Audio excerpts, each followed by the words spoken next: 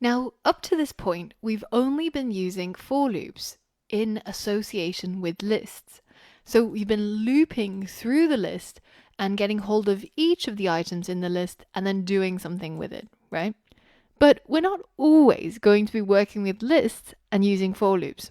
Sometimes we might want to use a loop completely independent of a list. And a good example of this is when Karl Gauss, the German mathematician, was just a child. When he was 10 years old, his math teacher gave him an exercise that she probably thought would tie him up for a little while.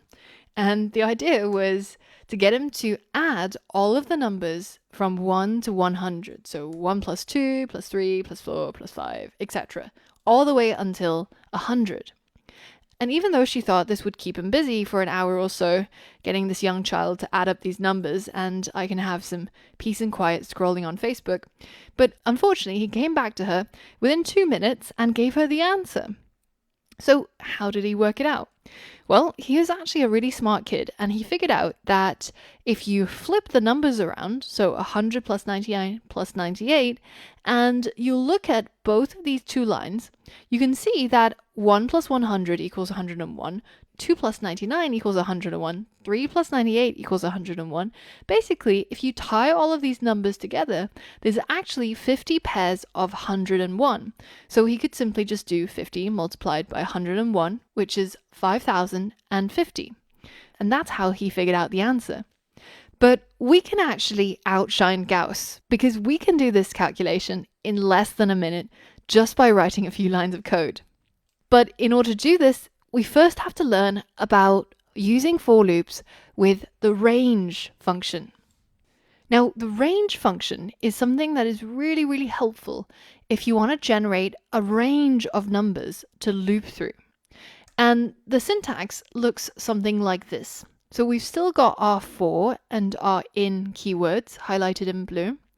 But instead of looping through a list, we define how our loop is going to work by creating a range. So in this case, I'm creating a range between A and B, and then I'm going to get hold of each number in that range and do something with that number. Now, it's important to remember that the range function doesn't actually do anything by itself. So if we create a range between 1 and 10, and we say just try to print this, and we run, you can see it doesn't actually do anything. It doesn't print out the numbers 1 through to 10 at all. This function has to be used in conjunction with another function. And in our case, it's going to be with the for loop. So for example, if I wrote for number in range, and then my range is going to be 1, 10. So this is going to be the range that I'm going to create between 1 and 10, and then I want to get hold of each of the numbers inside that range. And this is going to be between 1 and 10, and not including 10. So if I go ahead and print out the number that I create from my for loop, then you'll see that what happens is it prints 1, 2, 3, 4, 5, 6, 7, 8, 9, but not the last digit, which I've included here. So if I wanted all of the numbers from 1 to 10, I actually have to set a range between 1 and 11. And now when you run the code, you can see that it goes from 1 all the way up to 10. Now, by default, the range function will step through all the numbers from the start to the end, and it will increase by 1.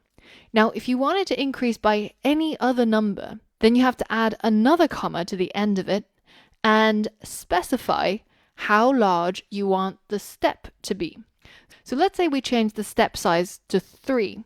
Now, if I rerun the same code, you'll see that it goes from 1, and then it steps by 3 to 4, and then it steps by 3, and then it steps by 3, finally to 10. Now let's come back to the problem that I mentioned at the beginning of this lesson. How can we add up all of the numbers from 1 to 100 by using code? So I want you to pause the video and see if you can solve the Gauss challenge. Have a go now. All right, so how do we solve this? Well, it's going to involve the for loop, and it's going to involve the range function, because we're going to get hold of every number in the range between 1, and 100. So we need to write 101.